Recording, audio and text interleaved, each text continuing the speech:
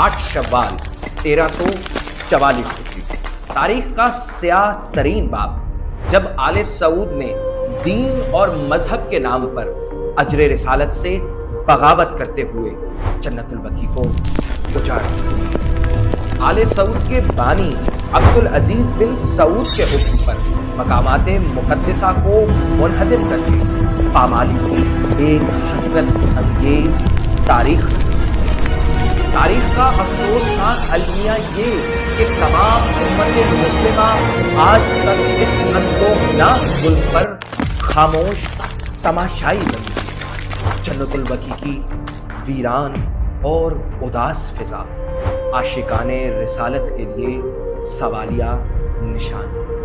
یہ وہی جنت البقیع ہے جہاں رسول خدا اکثر و بیشتر احد کے شہداء پر گریہ فرماتے، اپنے پیاروں کو یاد فرماتے، مگر نام نہاد یہودی رہوں نے اس آستانۂ قدس کو ٹارا۔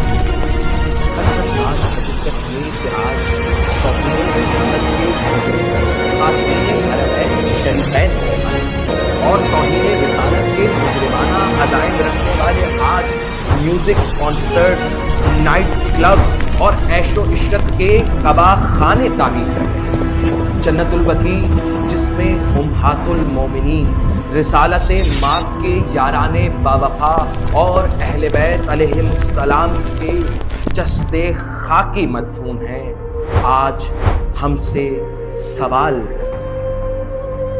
آج بھی گنبد خضرا سے صدا آتی ہے، کاش زہرا کی لہب تک میرا